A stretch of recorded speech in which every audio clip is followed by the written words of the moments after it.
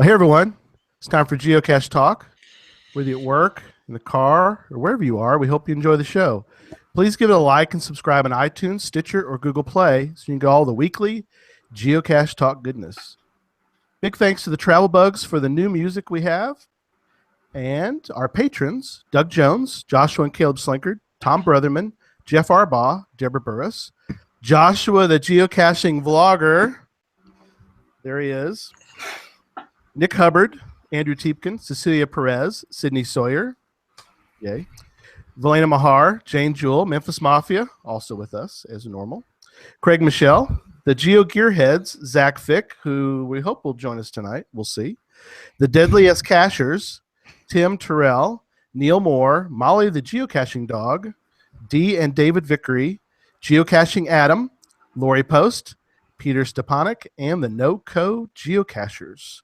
If you'd like to become a patron, head on over to patreon.com/geocache talk for more details. Patrons get path tags, coins, and other geocaching swag during the year, as well as invites to special events only for patrons. Support levels start at as little as $3 a month.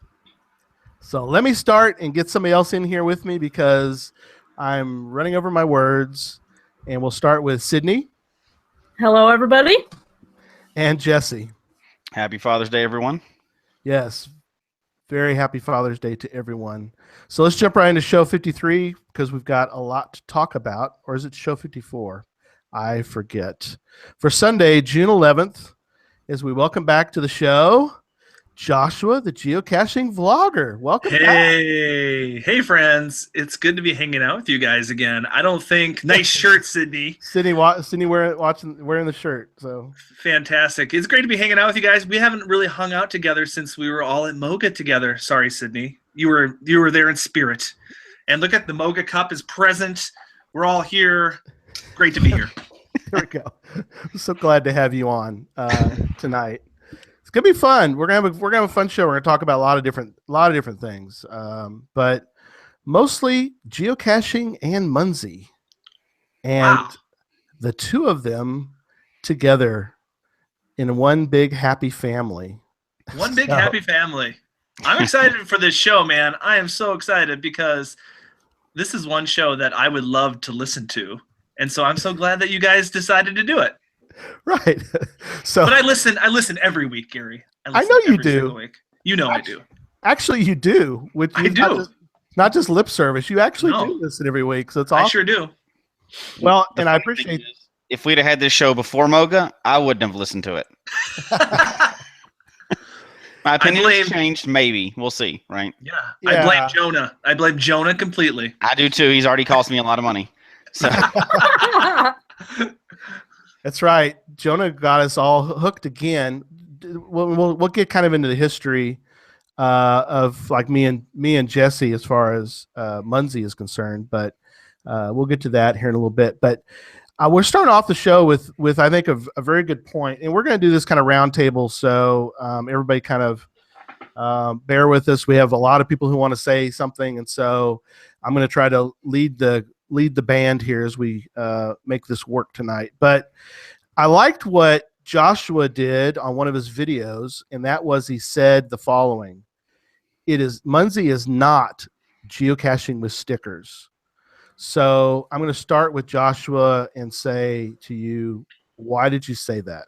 Yeah, that's a very, I think it's a great place to start. First of all, I don't think we should assume our listeners here know what Munzee even is. I mean, most people, I think, that have been in the geocaching world or location-based game world know what it is. So I guess let's start there first, or I'll start there first. Yes, Munzee is another location-based game. I think it started, well, we won't talk about when it started. No, don't give it away. We are giving three prizes away later, and one of them might be that question. So fantastic. They're all going to look it up now. That's okay. But it's another location-based game, and it involves QR codes, at least in its infancy, of people that place QR codes all around the world, and people scan them with their phones and gather points and level up like many of the other location-based games. And now there's a whole new element with virtual Munzees and all that, but we won't get there yet. But the reason, Gary, I said that geocaching or Munzee is not geocaching with stickers is because I think that is a big misconception. Yes. Particularly from geocachers that have very little maybe knowledge of where the game of Munzee is now compared to when it started. When Munzee started, a lot of people treated Munzees like geocaches because the people that started doing Munzee were geocachers because geocaching sort of started first, right? So people would take QR codes and they would attach them to trees and they put them in pine cones and they would essentially hide the Munzees, similar to how you would hide a geocache. Well, as Munzee has progressed, it's not really about looking for hidden Munzees. Munzees, in my opinion, are designed and made to be found, so right. you can get them as many as possible. So yeah, some people still sometimes cleverly hide them, but most of them are not hidden. They're meant to be found to accumulate as many points as possible. So if people are going into the game of Munzee thinking that they're going to be hidden and there's going to be some aha eureka moment, oh I found a QR code, that's not what it's about. No.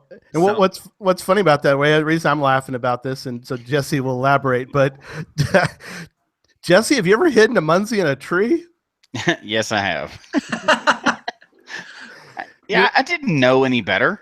But that's what people were doing at the beginning, unless you did it this week. Did you do it this week? No, I did not do it this week. Okay, then you're playing Munzee correctly. Yeah. That was a while back. Now there's going to be Munzee people that said that are watching this or in the chat, and they're going to say, "I still hide Munzees in trees." So they're still out there. There's still people that play that way, but in my humble opinion, and we'll talk about it more later, it's primarily an urban game where these Munzees are meant to be found and as many as possible. Yeah, and that's something that is, like I said, it's completely different. And so, Sydney, you put some thoughts in the show notes. What are some of your thoughts about this? Right. So they're not the same in my opinion, really. I know the phrase "you're comparing apples to oranges" is kind of cliche, but I think that's the best way to describe it. A lot of people compare geocaching and Munzee, but they really are different. They just utilize kind of the same technology, which would be your GPS on your phone in this case. But each game kind of has its own purpose and its own kind of feel. And I personally think that they can be played together at the same time. You could be out doing both. Right. In my opinion. Yeah. And, it's something that, is something that I think being a geocacher since 2006, and actually I joined Munzee back in 2012. Jesse, are you 2012 on Munzee but never did it? Okay. Yeah. I'm sorry, mine was 2014. That's what it is. But I had trouble at the beginning even trying to get it to work. I never even captured a Munzee in 2014. So I just kind of went, this doesn't work, and I'm moving on. So, but the game, again, we got reintroduced to it this year, and it is cool for different reasons, which we're going to get into. But we actually found a geocache. Susan found a geocache while we were Munzeeing, when we weren't trying. And we'll get into trying to go back and forth between geocaching and Munzee, but we just happened to find one, which was kind of cool. So we logged it and signed it. I know, Jesse, you said, I think Christy, you said found one, right? We were getting a Munzee in a park, and she actually accidentally found a geocache nearby. I don't know if she looked over because out of habit, but she looked over at a bench and there was one stuck up under a geocache compartment. We hadn't pulled it up or anything. She just happened to find it. Like bonus prizes. So well, I did the same thing as well, and I looked it up, and it was a final of a puzzle cache. Nice. That's awesome. So let me kind of ask this question, since everybody in this group Munzees and geocaches heavily. So we'll start with Sydney. do you tend to do both the same time you go somewhere, or are you pretty much I'm going here to because they are very they their realm I use realms are very different because you're not going to find a geocache in the middle of on the top of a mountain, so it's the games they have different areas that mostly, but they do coincide in certain suburban areas or even urban areas. So I'll start with Sydney. Do you find yourself geocaching, going strictly geocaching part of the time and then strictly Munzee part of the time? Do you try to combine them the same day, or how do you kind of get the two games together? Right. So I think it really depends. In my life, I know that's not really an answer, but okay. Sometimes I'll go to a park because I want to find geocaches, but then I'll pull up the Munzee map and I'll scan some of those as I'm walking between caches. Other times, I'll be out specifically for Munzee because I need, like, for instance, a couple weeks ago, I was in Buffalo and I needed to get points for my clan. So I went to this park that had a lot of Munzees, and it turns out there's a geocache there. So I was like, oh, I might as well find that while I'm here too. So it really kind of depends, like, what I'm concentrating on for the day, but usually I kind of end up doing both. Yeah, and it's very much like you said, you like bonus prizes. So Josh, you have a whole different deal here because not only are you geocaching, not only are you Munzeeing, but you're also vlogging. And in fact, vlogging every day, by the way. So everybody needs to get out and watch the vlog. It's like vlogging. Yeah. I think Josh was going to do it every 365 vlogs every year. This is awesome. Go ahead. So how do you? Yeah, no. Just for June. I'm sorry. Just for June. So how are you? How are you able to juggle, or how are you attempting to juggle geocaching and Munzee? For me, it's whatever. One or the other. I'll just say this: one or the other gets me out the door. Mm-hmm. So, if I'm going Munzee, and let me just say, Munzee for me right now it's a very goal-oriented game. I'm trying to get a certain amount of points for the clan wars, which we'll talk about in a little bit. Or I'm trying, like today, I had to get 10 evolution Munzees for today. If I didn't get today, I failed. So that's so that right? gets me out the. Is that Zeops? Yeah, that's Zeops. Okay, so we'll talk about that in a minute. Yeah, go ahead. Yeah, yep. So it's either geocaching or Munzee that gets me out the door. Now, if I happen to be in a park and my goal is to do a bunch of Munzees, I'll look and see, are there any geocaches in here? Much like you, Sydney. Or if I'm like, oh my gosh, I got to film this geocache, that get me out the door, or I'll some Munzees along the way. So for me, it's one of the other motivating me to get out the door, and then once I'm out there, priorities are mixed. Does that make sense? Yeah. So Jesse, you're kind of in an interesting location because you're so close to the wide open spaces of the Rocky Mountains. So how are you currently juggling the two? So we've been kind of doing both too, like Sydney said or whatever, and one of them may get us out the door quicker than the other. But in a perfect world, I'd prefer my geocaching out in the mountains, where there's no cell signal, and I probably planned and got my gear, and whether we're kayaking or hiking or doing whatever to get to it, it's a much bigger ordeal in a perfect world. And then I would do Munzee while I'm driving around town and we're in Denver and there's a larger city and we get to do all that other stuff. How it ends up working out is we do both. So we'll be riding around. We almost always go as a family. So it's not as much one person going at one time. We go as a family. So we have more than one device almost always. Like today we went out to lunch and for Father's Day and stuffed myself as full as I could with crab legs. There you go. Happy Father's Day. Before we left, we pulled up each app, sitting there. Is there a Munzee nearby? Is there a geocache nearby? So we kind of end up doing both. And something I think we want to point out, because we're going to hear this from some people. Again, all four of us are diehard geocachers. A couple of us even have branded on our bodies geocaching related items. So we are, and So we're all pro geocaching. And so the reason I point that out is because I think that, I use the example of Pokemon Go for some people too, because Pokemon Go came out. I was not anti Pokemon Go. I had no interest, and that's okay because other people had interest in it because it was a way for them to get out and play a game. And so I think that there are so many, and this is a little different because we're not comparing, but we're talking about two completely separate sports, in my opinion. And so, but we are very pro. We're not abandoning geocaching because of whatever reason that somebody thinks we have. So I want people to realize that we're talking about adding on to something. And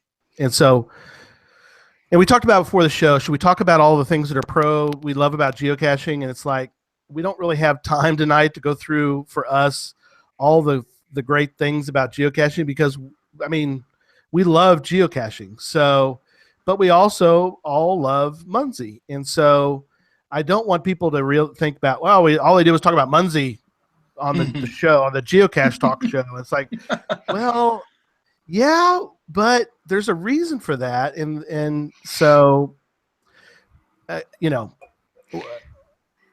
don't think Jesse. it's Can I add something to hard that, to Gary? let. Go ahead, Joshua. Go ahead, Josh. Yeah, I wanted to just, on this topic, I just want to have a little heart-to-heart with geocachers, because primarily geocachers are listening. So look into my eyes, geocachers, or listen to my voice if you're listening to the podcast. I really have a hard time when people put down some other hobby because maybe it's not their cup of tea, maybe because they don't fully understand it. And I think it's just really unfortunate. As far as coexisting, if you don't like the game, don't put it down. Don't, tell others how it's ruining your game. And I think, to your point, Gary, when Pokemon Go came out, I heard just a lot of negativity from geocachers about a new location-based game. And that's fine. Like, don't play it. But don't put down other people for enjoying something that is that they're enjoying. So, I don't know. Yeah. No, What do you're you guys right. think about that?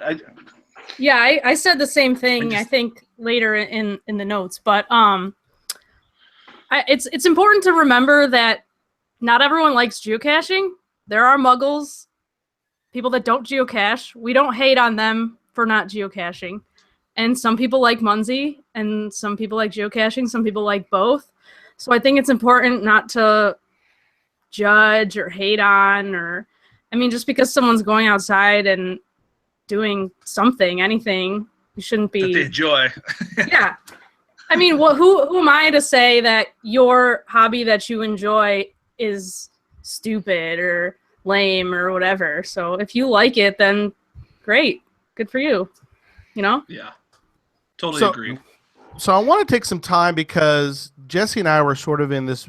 Sydney was on board and Josh was on board, in a sense, the modern version of Munzee. I'm going to call it the modern version versus the old version. But they were on board before the two of us were. But what I want to do is I want to talk about the things that are new. And I'm going to call them new because and you guys correct me if I'm wrong, but a lot of this stuff is, to me, new, and I didn't know about it. So I think people who are part of our world, as far as geocachers are concerned, don't know about the what Munzee's even about. So let's talk about sort of the way that Munzee has kind of come about to this day, and maybe this might be maybe of interest. Evolved, it really has. So let's talk a little bit about a couple things. They have. I'm going to come back to clans. Let's talk a little bit about some of the new items that have been added by Munzee. that are past the greenies, the normal green Munzees that you find everywhere else. So this is really Joshua and Sydney can kind of maybe fill us in on that. But when did they start adding all this cool stuff? When did they add rock, paper, scissors and prize wheels and mythological things you can chase around? Or do you know roughly? Do you know when those kind of occurred? Or I want to say at least I remember in the last year and a half or so, the rock, paper, scissors one came out. Okay. I want to say the prize wheel one was in that time frame as well. I don't know for sure because I kind of was playing for a little while and then kind of stopped for a while. Mhm. And actually, the reason I got big into it was because of Joshua, because he started making a bunch of Munzee videos. So I was like, well, I guess I'll give this another try. But yes, recently they've added a lot of new types, which has been really interesting for me because that's not something that geocaching has done in a while. So that's kind of a reason why I find it a bit more interesting at times. So that's, one reason. There's reasons to like both, but but we want to point. I was just gonna say we were trying to. I think this is good because we want to point out to me these cool things that maybe people don't know about. So yeah, I'm with you on that. So go ahead, Joshua. Well, just to give a little background too, this game is not about necessarily. Munzees have brought me to some really cool places, but it's not about like going out necessarily into this amazing hike. It's not about amazing location necessarily, although that happens. I think to get a little bit background before we talk about the different types, we need to understand, so what's the point of getting a rock, paper, scissors? Why would you want to do that? Why would you want to go seek out a mythological creature? And the simple answer to that is that this is a game about points and about leveling up. Very similar to sort of Pokemon Go. It's about points. It is about the numbers, this game, essentially. So it's like a lot of people be like, well, what's your motivation to want to do it? Well, I would just say it's points and points for competing, points for winning more stuff to play the game even more. So it's not points for just points' sake, but it's points to get better at the game or level up or, So I think that's important to note first for those that have walked away, because initially when they came out, it's like, oh, I scanned a greenie. That's equivalent to finding a geocache, which back when it started, that may be the case. Now it's completely different. Does that make sense?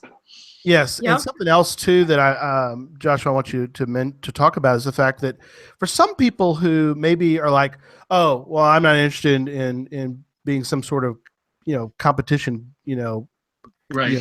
person. There's one thing you can do, even if you don't really, as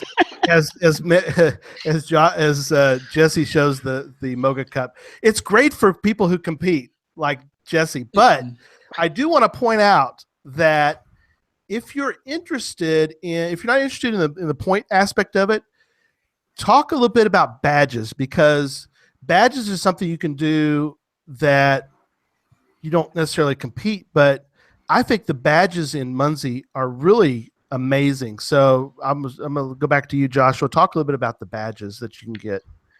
Yeah. Yep. So badges in Munzee. So badges in Munzee, basically you get a badge for completing sort of different aspects of Munzee, and it'll be on your little Munzee profile when you earn them, and you collect them. And I guess the closest equivalent to it in the geocaching world would be like souvenirs, only in this respect, it's not like about location. It's not like finding a certain state or attending a certain event, although you do get special badges for attending events. But it's more about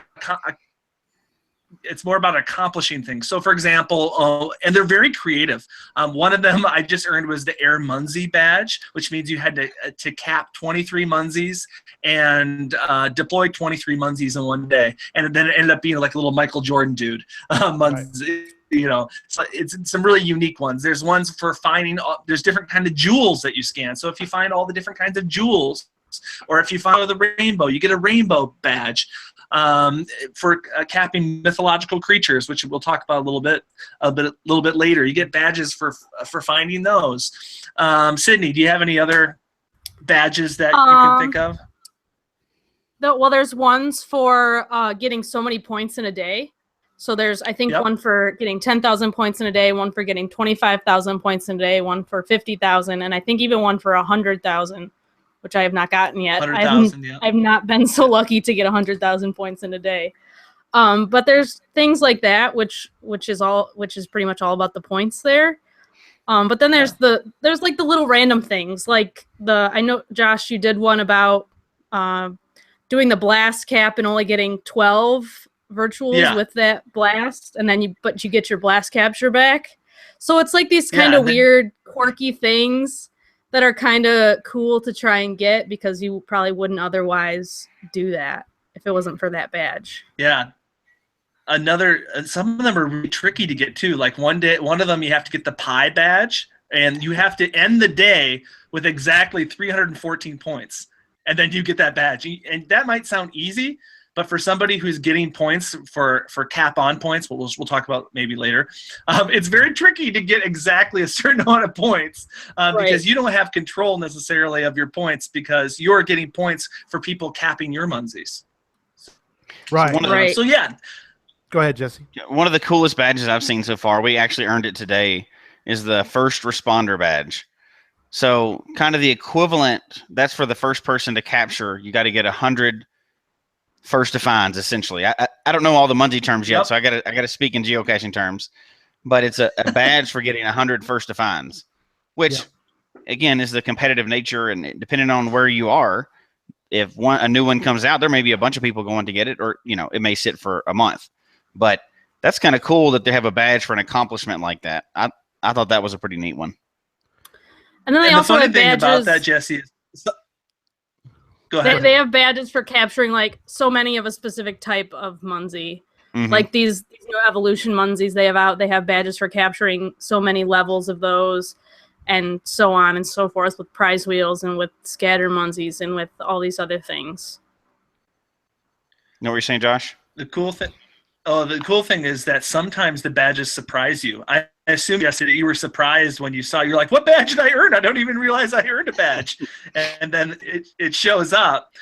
So sometimes you earn a badge, and you're like, "Oh my gosh, how did I earn this one?" The other times, it's something that you shoot for. So it's very goal oriented, because I'll go out to try to the Air Jordan one or the Air Munzee one. I went out to try to get that one. Where others ones they kind of show up in your profile. And you're like, "What did I do to earn this?" Mm-hmm. Yep. Looks like the chat room is going crazy. That's awesome. Well, and nobody seems to be overly negative in the chat room about it. People have different opinions. Some people, one opinion was that geocaching is more individual, and Munzee seems like more of a team game. And I think that's while that's not all the way true. There's some truth to that, because of the clans we're going to talk about in a little bit. There is a team aspect to Munzee that you can't really build into geocaching. Right. And that's something, what's interesting about that too, is I wonder, because we kind of we're sort of wondering what's going to happen with the summer challenges that the geocaching is coming out with. There looks to be like a possibility that you're going to have a little bit of teamwork. We don't know. I know Joshua's got an inside, probably he knows. Do you know what we're doing this summer, Joshua, as far as team part? No. I do not know. Okay. I'm on the same email list as you are. Really? You don't get a special? I mean, really? Okay. No. All right. Just we could go on and on and on and on and talk about. I mean, the badges are just amazing. Like you said, there's so many cool badges. But I want to talk a little bit about a couple interesting Munzees that I think some people maybe that are new or are not familiar with the sport are maybe don't realize are out there. And there's three kinds I want to talk about, and those are the mythologicals. Somebody would talk about the mythologicals, and then the nomads and the rovers. And I can talk about as far as Susan and I both got rovers this past weekend, but Joshua, you've actually done a cool vlog about the mythological. So let's kind of start by talking a little bit about these little creatures that are fairly new to the sport of Munzee. Yeah, I'm not exactly sure how long they've been around. So basically, if you look on the map of Munzee, there are a lot of greenies, they're called, and these are the basic Munzee. If you look on the map, it's the green, all these green dots or whatever, and that's how Munzee started too. So, and if you actually download the app Munzee, they will be the only things that show up. And then when you change your filter, you'll be opened up to a whole new world. But there are a lot of greenies out there, and actually Munzee encourages people to put out greenies. You might wonder why would they do that? Because when you scan them, you only get like 5 points, and that's very little when you think about all the points you can get. So what happens is that Munzee has sold these 1,000 of these mythological creatures that other Munzee players can buy, and once they purchase them, they deploy all 1,000 of these mythological creatures to land on greenies. That they stay on greenies for, I think I might be wrong, but is it 24 hours, 12 hours? 12. Okay, yeah. They stay on greenies for 12 hours. They sort of land them. You can see them pop up in the map, and if you scan them, you get 100 points. And not only do you get 100 points, but the person that deployed it also gets 100 points, because we haven't talked about it. When you deploy Munzees, when people scan your Munzees, you get points too. So there is incentive for putting out more Munzees. And the cool thing is, if nobody captures that mythological creature in that 12 hours, then it moves on to another greenie. And so if you own one, this is what's really fun to me, because I own 2 mythological creatures. If you own one of these creatures, you can see where it's bopping around in the map. So you can see, oh my gosh, my fawn is in Denmark right now. I wonder if somebody in Denmark's going to capture it. So it's these bopping around creatures that bop around the map, and you want to seek them out because you get 100 points when you scan them. Does that make sense? Did I explain that well? No, that's perfect. And go ahead, Jesse. You gonna say? Yeah, so this is one of the few that I actually know anything about, because we've captured a couple of these. I don't know if you mentioned it, but we found this out because when we first started recently. It's changed since we started within the last month. But we had pretty much all the geocaches, all the Munzees up in this area were us putting them out to see if anybody else would. So one of the mythological creatures showed up, and it was on one we put out. It's like, how did that happen? How did our Munzee? I didn't know what it was. How did our Munzee change into a dragon? What's going on here? So I jump in my car, drive out there, and you can scan it. Even if you're the only one putting them out in town, because these things pop around, you can scan it still at the location and get the points. You don't get credit for the Munzee because it's yours, but you get credit for this creature that showed up. But only the first person gets it. Well, now we have another person that's moved into town that's been Munzeeing for a long time. So at first we're just like, yeah, we'll probably go get that tomorrow morning. It's 100 points. Boom, it's gone. So now it's a race. When these mythological show up around us, it's a race. Oh, I get it. We actually got there. It was like an FTF race for us the other day. We showed up at one, and they were in the parking lot, and they beat us. It's like, no way.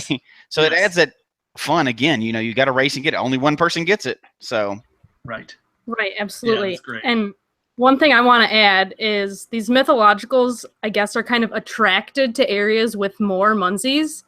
So the more Munzees you put out around your house or in your town, the more mythologicals you're likely to get. And there's also special types of Munzees that attract the mythologicals more often. So they have one that's a shamrock Munzee, so that is more likely to attract one of these mythological creatures than a regular greenie. Yeah, I have a shamrock right outside my front, right on my street, and I call it unicorn feeder. And probably every other day, a unicorn lands on that sucker. That's awesome. Nice. And it's me and Jesse. It's me and Jonah racing out the door to see who can grab it first. It's awesome. Go to your room, son. We're grounded. You're grounded. You're grounded.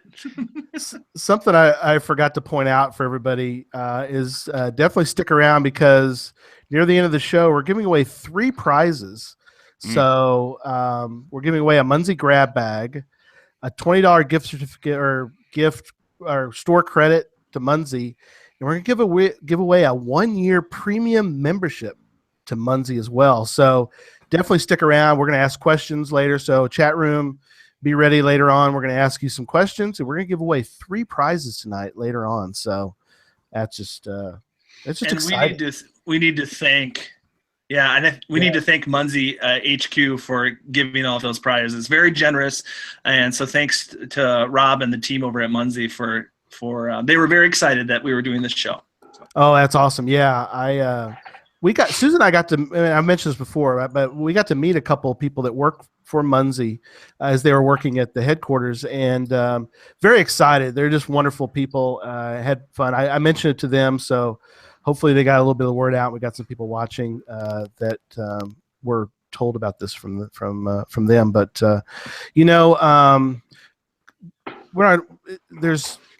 there's a page if you're interested too. I asked Josh one day about the Munzees, and there's actually a page on Munzee.com that shows you every Munzee that is available, and that's kind of neat to go look at that list because there's so many. Nomads is another one, bounces around, although I don't think there's very many of those. Those are even more rare than the mythologicals. Rare. Like some only have less than 100 of them bouncing around the world. So if you see one, go and get it. Drop what you're doing, go over there, go get it. I've gotten one. Virtual rare or webcam rare? Virtual. Let's say this. I think there's only 10 of each kind in the world. 10 wow. I think it depends which one. Because I think they released some newer ones that only have 10 or 25, but I think some have like 100. But that's way smaller than the 1,000 mythologicals or whatever the number is. Mm. I wish you got way more points for those though. Yeah, really. I think you only get 100. You get 100 for those. So you'd be like 1,000 points. 1,000, awesome. Yeah, those. I've only ever gotten one. And something interesting too. Just again for people that don't maybe not know this, but there's rovers out there, and we got lucky. Susan and I both found a rover this weekend. Rovers are kind of like a travel bug. Because when you find it, and first I wasn't quite sure because I found it, and then actually Susan pointed out to the Munzee's right there, Gary. I'm missing it. She's like, it's right there. She can see it from the car. So once again, she's a better Munzeer than I am, and she's a better geocacher than I am. But anyway, you find it, and then you can actually tell it to grab the rover. And now I actually have a rover with me. I need to deploy it or put it back out in the world. They unleash it, kind of like a little doggy. But I need to put it out in the world. But they can have goals. One of mine, the one I got, has a goal. It wants to go northwest. A lot of them have sort of like a travel bug goal is kind of what they do. So very cool. I want to spend a little bit of time talking about clans. And so this month, Joshua and Jonah and Jesse and myself and Susan are all in a clan, along with Zach and a bunch of other cool people. It's the cool people one. Sydney decided I know. Sydney's in a cool one too, but she's in a different cool one. But anyway, so clans. So talk the ones that have been in clans before. When roughly did clans begin, do you think? And what do you like about clans? Sydney, we'll start with you. I don't know when they started. That was before I got into it. But the thing I like most, there's 2 things I guess I like most. One is your clan is you and 9 other Munzee players, and you all have to meet a set of goals. So you have to both rely on these people. You have to trust them to get the right number of points and right number of captures and deploys. And so you're kind of working together in that aspect, you and your 9 other team members. to meet this goal. And the other thing I like is for each level of, I guess, toughness, that there's different levels of toughness to these goals that they have, 1 through 5. And so at level 1, once everybody reaches level 1, you get prizes. You get virtual Munzees added to your account. And then once you reach level 2, you get more prizes. So pretty much the harder you work at your clan, the more and more prizes you get. So if you get to level 5, you get like so many credits on your account. So it's kind of like once you put in a little bit into the game, you get some back and you don't have to like keep paying for everything necessarily. So that's, I mean, they're really into like giving back for people that participate actively in their game. And it's free. Yeah, clans don't cost anything. Very good. Right. Good point, Jesse. And you don't have to be premium to be in a clan, just to start correct. a clan. Yep. And the trickiest thing is to find people to play with, I think. But the good thing is there's this thing called Facebook now. So that's how I got into clans. It's a wonderful tool. Never heard of it. If you're looking for, here's some advice. If you're looking for a Munzee clan, like I was, I live in the middle of nowhere. There is no other Munzee players in my town except me. So I joined this Facebook group, and they have a whole slew of people. They have something like 23 clans of people in their group. So if you can find, maybe a statewide Munzee group on Facebook, I'm sure they have some sort of clans set up that you can join. We are amazingly organized in Minnesota. The Minnesota Munzeers. There is a guy on there that everybody submits what they want to do, what level they want to do, and he just puts it together like a puzzle, and he sets the roster and the teams and sends out all the invites. So it's pretty amazing. People are pretty communicated to this to make sure everybody is having fun out there and can feel included. So I think that's really amazing. Even if you're not even if you don't want to go that far, you can join a random clan. Just like if you've never done one before, if you want to just get a feel for what a clan is about, just join one randomly for 1 month. Now you have to join between. Somebody help me out. The first. I think it's between the 1st and the 3rd of the month. So clans. Here's an important note: clans last a month at a time. Technically less than a month. They always start on the 3rd of the month. So this month started on June 3rd, and they last until, 12:01 Munzee time on the 1st of the next month. So technically you have till like the 30th or the 31st of that month. And so you have those 2 days to get your clans organized and join one. So it's important to realize how much work these people put into organizing people, and because they only have 2 days to get this all straightened out. And it really amazes me how places like Josh's group or my group organize so many people into 23 or 30 clans or whatever it is in 2 days. It's wild. For those that want to find out more about clans, my suggestion is to follow the official Munzee blog, because they will post all the requirements days before so people can kind of know what they can do and stuff like that. And it's always useful information, because one of the things you'll learn about Munzee the more you play it is that they're always putting out new things all the time. Like every week. Every week or every other week, there's always something new, something exciting added. So following the Munzee blog is the best way, I feel like, to get that information. I think one of the cool things, too, is because it is only a month, so it's not forever, they set new goals every month. So it's something different. I've only done it for this 1 month. But one of the really neat things, and it may be something they've done a bunch, and I've never seen it before, is one of the goals was to find a certain number of the recycle icons, which for people who are not playing the game and haven't seen it, essentially what they did is they found a way to incentivize finding ones that have not been found in a long time. So kind of cleaning up the map, and you go and do some kind of maintenance basically, and it's there, it's not there, I found it, it's still there, and they find a way to make points for that, which I thought is genius. Now you're not going to have just a bunch that claim to be there and they're not there. So absolutely. So I really like this plan too, because some areas, obviously, you might not get a lot of captures on Munzees in certain areas. So what they did was, if this certain Munzee hasn't been captured in a year or more, they turn it into this, at certain times of the year, not all times, they turn it into this recycling icon.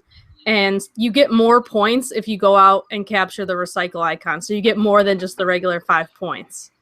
And so part of the clan this month is to capture so many recycles. And also, since they haven't been captured in a year, they may or may not be there. So if you log that it's not there, then that, I think it triggers something that it goes away, basically. It gets deactivated after it's turned into a recycle. Get it archived. Which is great. So- It's a way to keep the map clean.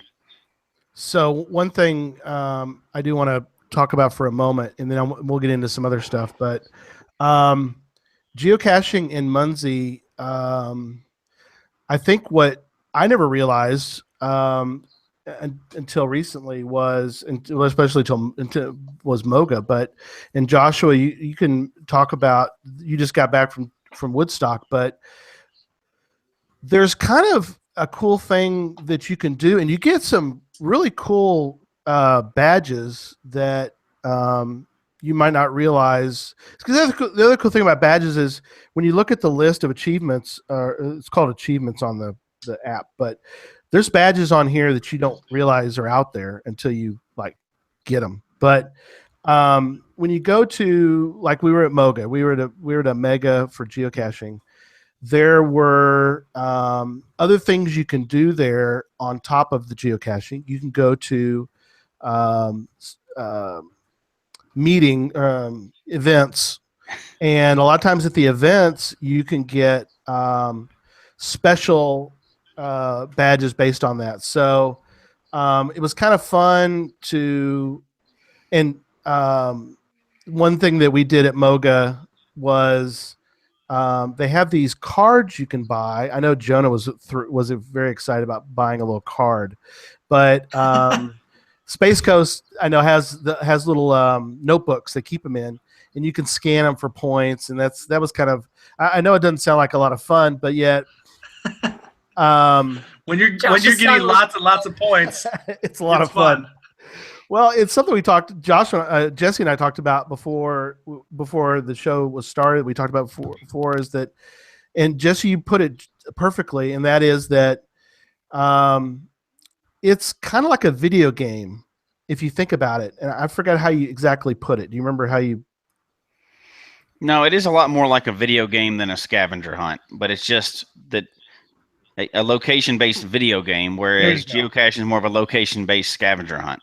Yeah, so that's a good way to put it. It's kind of like a location-based video game in a sense. So, so when you were at Woodstock recently, Joshua, tell us a little bit about your experience because you ended up getting a special badge, and you were at basically the largest event that Munzee has ever had. Yeah, so at Geo Woodstock, they had an event coinciding with the event, and there were over. Now, this might not sound like a lot in geocaching terms, but for Munzee, a game that is growing, this is huge. They had over 200 attendees at this Munzee event, which is the largest Munzee event ever. And Munzee had the forethought that when an event hits 200, and they didn't know when it would, that they would release a badge. And so the artwork we created and made, and all of a sudden that evening it showed up. And I got one for attending an event for 50 or more people, 100 or more people, I think 150 maybe, and then now 200. So yeah, I'm trying to see if I can find it here. But yeah, and then not only that, a lot of the events you go to, they have their own badge for the event. So here, I don't know if you'll be able to see it here. I've got a tea party. Oh yeah, let me focus on your. Hang on. So go ahead. Yeah, there it is. There it is. So there's the one for Geo Woodstock, and then because it was a coexist event, and the idea is that Munzee encourages the two hobbies to coexist together. So they had a special coexist, and there's North Carolina, right there. See, geocaching Munzee, and an event. There's an encouragement for the two hobbies to coexist. I mean, the president of Munzee is a geocacher himself, and oh yep, there we go. There's a coexist badge Fantastic. that I got when we were at Yeah. Moga.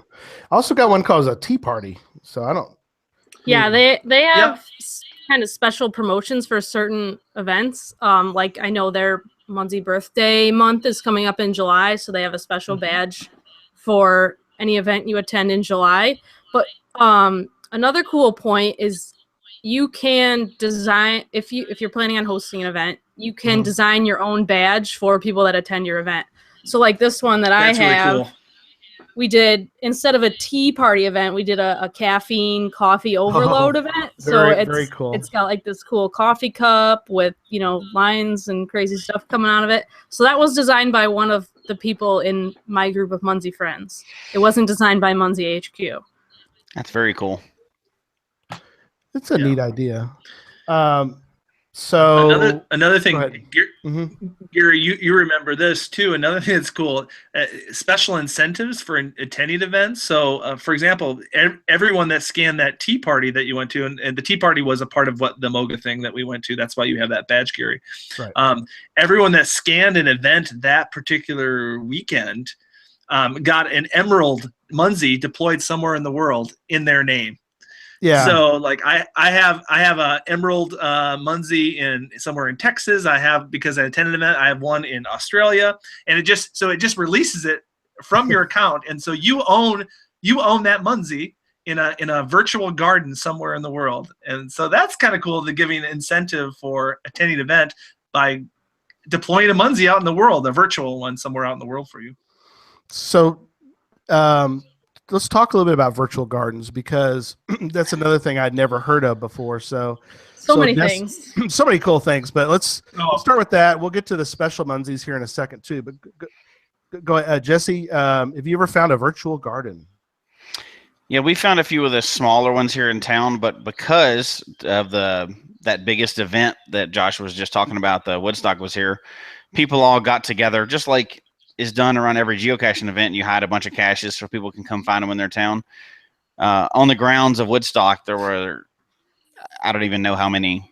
Oh my God, so many. A lot of virtuals. We haven't actually gone down there and gotten any of them yet, but we know that we can for future clan wars. There you go. We're saving them. We're putting them in our pocket. Absolutely. But there's tons of them. So if you look at the map, I don't know, hundreds, maybe a couple hundred of them or something. I don't know. At least 100 of them, but it's huge. So that it's kind of like geo art on a different scale. And some of them are pretty intricate. There's pictures drawn, and there's one here in Denver. That's what's those little, the minions. There's a minion drawn with different color Munzees. Despicable Me. If you look at it on the map. But yeah, so it's a large concentration of virtual, I guess all of them are virtual, but virtual Munzees all in one area that you can get a whole bunch of points really quickly. Yeah, it's something we didn't really talk about. Go ahead, Joshua. Well, I'm just saying, so people really understand, because a lot of people have maybe a geocaching mentality, is that you can put a virtual Munzee you can deploy one, essentially hide one, from your home location anywhere in the world. So people send out like Google spreadsheets of all the coordinates. So so you can be a part of creating this virtual art somewhere in the world and drop your personal virtual Munzee from wherever. You don't have to be at the location, which is really kind of a neat feature. Yeah, it's Sydney put one. Oh, what's Sydney showing us? Oh, so yeah, here's one small virtual garden that's in Rochester. It is like the symbol of a purple heart that the soldiers get. Oh, exactly. So I think they did that for Veterans Day one year. Mm-hmm. And actually, fun point, Joshua Johnson, the geocaching blogger, has a Munzee in a virtual garden in Rochester. Yes, and I do. captured it. That is awesome. Well, and that's the other cool thing about the well, there's so many cool things about the virtuals. We don't have time to talk about one tonight. But Sydney put a virtual near our house, so we got to go find a virtual. Yeah. Oh, that's sweet of her to do. Yep, I put one near Jesse too. Mm-hmm. Yes. Joshua has a cool one on his little snowman. Yeah. Yeah. So this one isn't quite finished yet, but this is by a Munzee player named Will. a friend of Jonah's, and he created this snowman. It's gonna have the Twins logo down on the bottom there. So, and That's I'm just cool. showing this one because I haven't capped it yet. And this is literally 2 miles from my house. I'm just waiting for a big month where I'm desperate and I'll cap the whole thing. But Right. that virtual garden right there, that's going to be 600 Munzees worth over 20,000 points. So. Wow. Yeah. Sweet. That's awesome. One of the things that And can I say one more? I'm sorry, Gary. no, go ahead. Or else I'll forget. I want geocachers to understand, because I had this misconception about virtuals. The point of virtuals in Munzee is not to like geocaching, where it takes you to a really cool thing. You know what I mean? It's just this thing up in the sky that you want to get as many. It's not about taking you somewhere. Now some virtuals do take you somewhere cool in Munzee, but that's not what it's about. I just want to make sure people know, like, they go out and there's a virtual Munzee. It must be a really cool place, and it's in a parking lot. So, well, that's the other thing, is that if you're wanting to get points, or if you're wanting to get badges, depending on how you want to look at Munzee, you don't want to place one out in the middle of nowhere, because no one's ever going to find it. And if one person finds it, that's not really the point. You want to put them in high traffic areas. But one thing that Susan and I did, and I didn't know it was there, we came across it yesterday, was on the map. It was GeoArt, and it was a pink ribbon that was created with little pink ribbon virtuals that they sold as a fundraiser for breast cancer awareness. And so somebody had created this Munzee garden, and what was cool is that, you do get 20 points per little thing, but many of them had on the because you can name your Munzee anything. What was really cool, and I thought was really heartwarming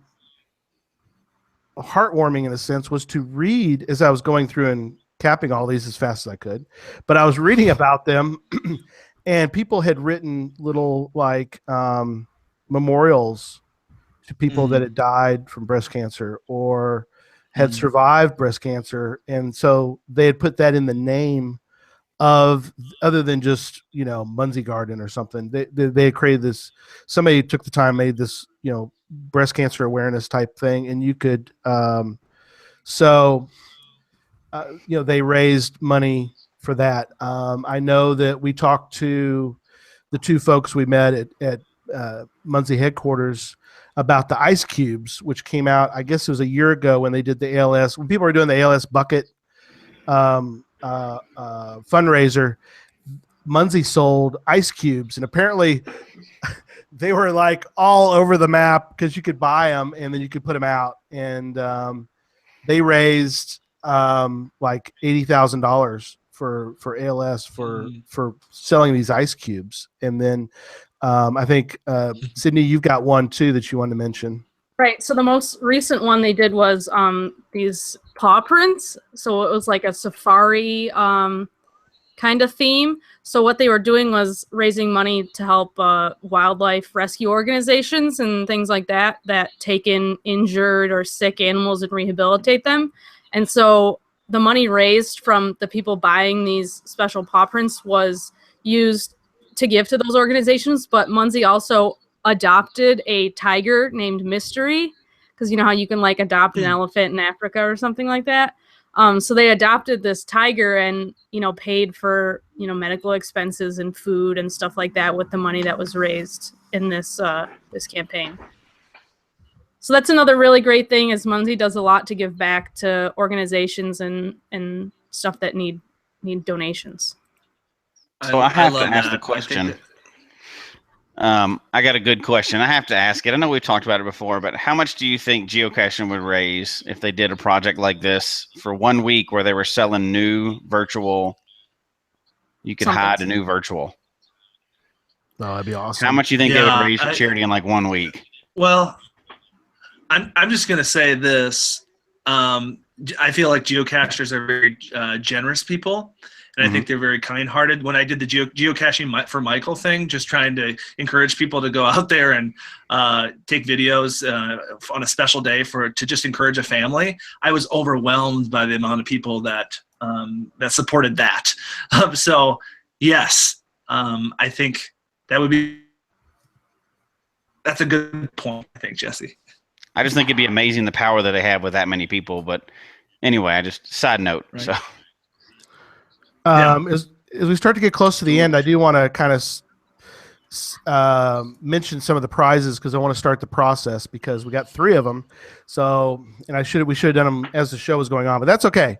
We're gonna do one right now, and then if Jesse, could you watch the chat room and tell me the first person that gets this question correct, and we will then get their information. We'll get them sent in, and we'll get the information. The first prize is a Munzee grab bag of a bag of Munzees. Is that, Joshua? Is that a good way to put it, or? Yeah, I think it's a bag of random. I think it's random actual stickers. I think. Yep, I think so. Like a grab bag. There you go. And the question is, and we'll ask the question. We'll go talk about some other stuff. We'll come back to the winner. But where is Munzee headquarters? What town? What city is Munzee headquarters in? Oh, he's got a whole bunch of them there, right there. So where is Munzee, MHQ as they call it, Munzee headquarters? So first person to answer that correctly will win the grab bag. Something else I don't know a lot about, but yeah, already somebody got it. Tom got it. Oh, Tom did? Yeah. Electric water boy. Electric water boy gets the prize. Now you got to go deploy him, Tom. Yeah, somewhere. he will. He'll do it. Preferably around Loveland, Colorado. I'm just saying. He's going to stick him around. Saying Selma, Texas is where he's going to put him, but or who knows? He travels a lot. He might put him anywhere. But that's right. Yeah. Does Tom have a Munzee account? Do we know? Oh, I'm His sure wife he does, I believe. Okay. Oh. He's an enabler. If he doesn't, I have this great referral code where he can get 50 points to start off. No, skip out referral code. I'm not going to show that. Everybody runs to get their referral code. I'm going to block your. We need to go edit that out real quick. We need the points, not Joshua. I won't put it on there. I'm going to blur that out. I won't put it on there. This on YouTube. No, I'm kidding. I have just. I won't try to collect any tonight. That's Joshua. okay. Joshua's got so many. Joshua, by the way, has more points than any of us. And he has 200 something referrals. Right. Or something like that. Which we didn't even get to.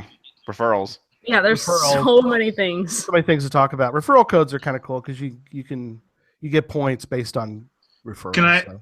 Can I brag on something just real quick? Yeah, sure. Oh boy. Go ahead. I have a badge that I'm the only person in the world that has it. That's cool. Yeah. You can't really say much. You can't say much about that, about very many things. But here it is. It's the free lunch badge. See, there it is. Let people be interested. Win free lunch. That's for getting over 200 referrals. Oh wow, that is awesome. Because he does this thing called vlogging, and he says, "Boop, here's my referral code. Everybody that knows me, go scan it." Hey, and I'm giving them 50 points to start off. Yeah, so. but you're also getting points. It's give and take. Give and take. Absolutely. Well, there are so many things that we can get to. There's coins with a Z. There are, oh my gosh, there's so many different things. But we're kind of out of time. So let's kind of start to wrap this up. Let me ask another question, and then I'm going to go around and let people kind of talk, and then we'll finish up. But so correct me if I'm wrong, Joshua, we got a $20 Munzee store credit. Is that how we call that, or? Yeah, I think they'll send you a code, and you can put the code in a promo code in the Munzee store, and you'll get $20 off whatever you purchase from there. Wow, that's awesome. Sweet. So can I win? No. I don't know. I don't think so. I don't know. maybe not. Maybe if you set up an account real quick and get on. No, never. Hey, hey, Glenn, answer this question really fast. Yeah. So here's the question: how much older is geocaching from Munzee in years? Don't you have to go down to months or any of that kind of thing? Just in years, how many years difference is geocaching from Munzee? That's the question. So Everybody's on Google right now. We're not getting any answers. we're not getting answers. That's okay. We'll get answers here in a minute. So while we're waiting for that, Joshua, tell us a little bit about Zeops. What is a Zeop?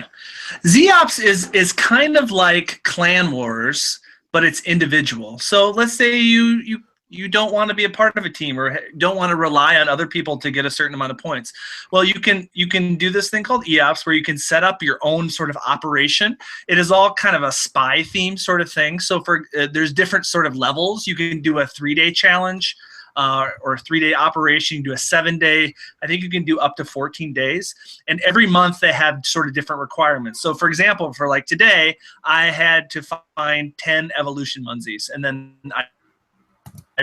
once you have fully met your requirement of all the days that you've set up, and you can set up what you want to do each day. You have options. Once you complete the whole thing, much like Clan Wars, you get prizes that you can use back into the game. You can get you get virtual Munzees, you get credits to deploy Munzees stickers. So it's cool. Kind of like an individual sort of Clan Wars experience. That is awesome. By the way, Joshua, what are you going to need for these different things? Do you want their email address, or how do you want people to give you, or should you want them to send me the stuff and I send it to you, or Joshua's kind of the holder of the info. So I think what Munzee will need is, the cool thing is that Munzee can give out whatever they want as long as they know your username. So you'll have to know their exact Munzee username, and if they don't have an account yet, then they can sign up and give that username. Okay. Once they have that username, they have access to that email address and everything. Okay, cool. So Electric Water Boy, definitely send me somehow the name that you want to put for your Munzee prize, and then and Jesse, we actually, somebody knew the answer to that question, so we have a winner for the $20. Francis won. He's in the chat room right now. And a couple people got it right after him, but he got the first answer in. So, well, cool. Way to go, Francis. We just need your Munzee name, which brings us to the final question. And this one might be tough. Some people are going to have to do a little bit of research maybe as we talk about some things toward the end here, and we'll get the answer to this. But the question is, what is Joshua the Geocaching Vlogger's Munzee name? Now that's tough. If you know anything about Joshua, and you know anything about his old geocaching ways, you might be able to get this. But until then, we're going to talk about some other things. So let's talk about for a minute, Joshua, since I kind of focused on you there for a moment. What are some things you're going to be doing in the near future? Upcoming events you're going to be at? Where can people find you? Out there in the world, physically out there, and then also virtually, how they can find you. Yeah, very good. So one of the things I'm working on this month is I'm doing something that I haven't done ever on my YouTube channel. I get a lot of people saying, Josh, you need to make daily videos, because there's people out there, believe it or not, that put a video up every day of their life. And that is a lot of work. So I've never ever done that before. But I decided for the month of June to put a geocaching video, and I've tried to keep it to geocaching every single day for the month of June. So I'm on day 18, and I got 12 more days to go. So you can find all those videos, and I'm really proud of the videos I put out this month, just because they've been from a lot of really cool locations. But you can check out my videos at Geocaching Vlogger with a V, geocachingvlogger.com. So that's where you can find me virtually. But this summer, and I'm looking at some of the events that I'm going to be attending. So the Midwest Geo Bash. Have any of you guys attended that before in Ohio? No, but I always hear about it and I always think about it. Sydney, you're probably closest of the three of us. I think so. It's close in relative terms to me. I mean, technically it's only 2 states away, but I think it's still something like Closer to Colorado. 8 hours. Yeah. I've always wanted to go. It's just never seemed to work out with the timing for some other reason. Mm-hmm. Right.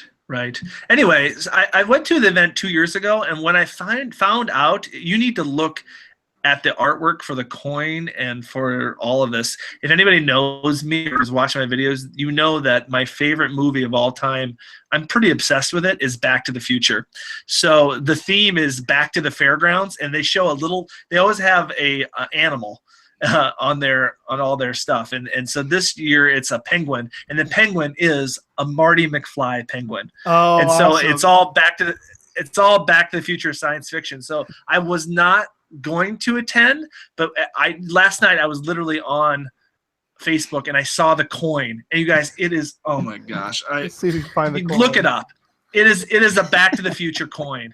That's awesome. So I don't know if I've ever done this, but I'm basing my attendance on the swag. That's a cool thing. That tells you, all you mega promoters out there, know that like the swag can motivate people to come to your event. So that's awesome. So maybe it's not 100%. It's not 100% sure. Go ahead, Gary. I was just gonna say maybe they could sell little pine trees at the Back to the Future. Yeah, right. Lone pine. Yeah. But so I haven't talked to the wife yet. So this might be useless. So don't tell her, guys. Yeah. Yeah. Don't say anything. But I'm thinking that I might be going to Midwest Geo Bash in the second weekend in July. I also try to attend the West Bend Cache Bash in the Milwaukee area, so I'm looking at that. Mm-hmm. And this is a for sure and a certain. I'm going to Geograss in Houma, Louisiana. I've been down there once before. They have 2 geo tours, and they're having a big event down there in October. And the exciting thing is going to go down there. So love to hang out with any of you guys that come on down there. And let me say, geocaching is great, and the food is great, and the people are so kind down there. So I would love to see you 3 down there in October. I am planning to be there.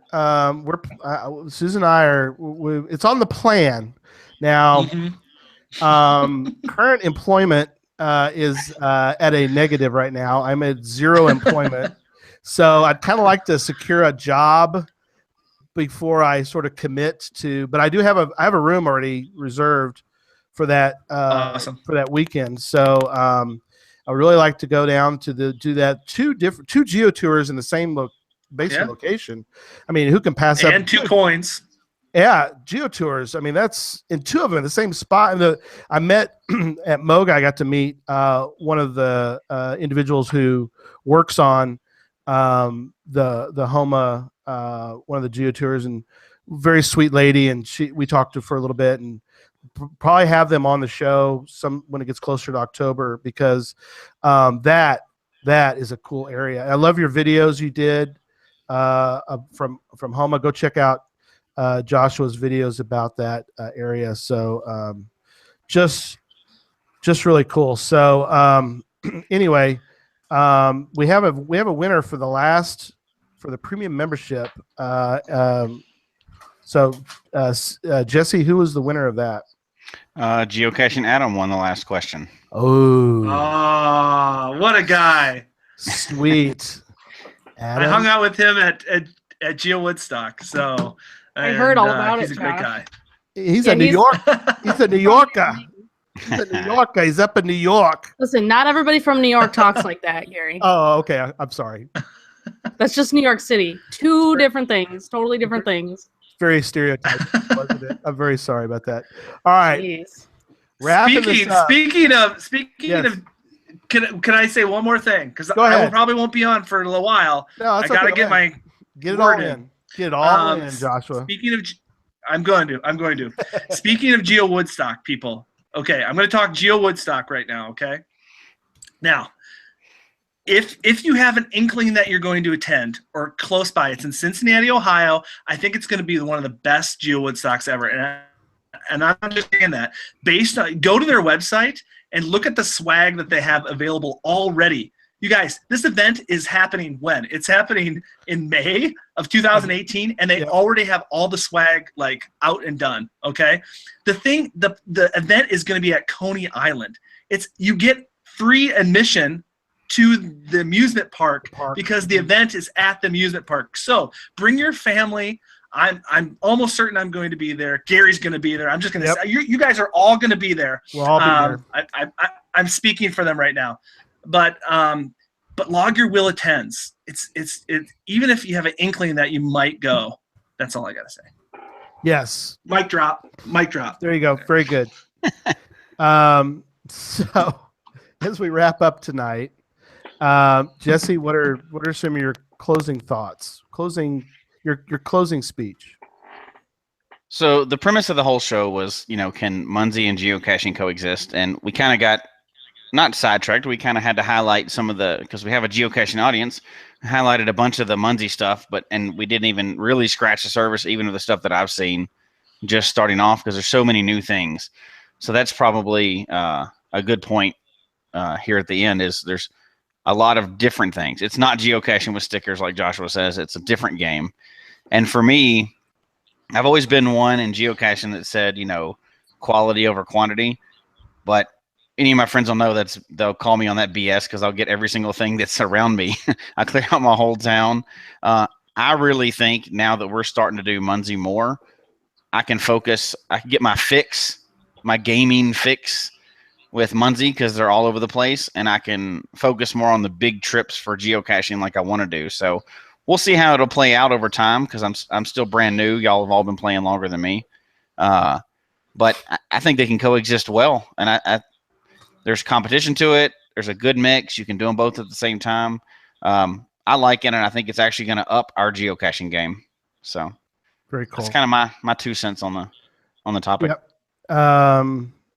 Who wants to go next? Sydney, you want to go next on that? Sure. I mostly agree with Jesse. I think they can coexist, but you kind of one or the other is not necessarily for everybody. So you have to, if you're going to do them both, you have to be into it. Geocaching and Munzee, in my mind, are two completely different things. Like I said, Munzee is more competitive and more about the points and getting more and more and more. And geocaching is more about, finding cool locations and, finding unique caches and stuff like that.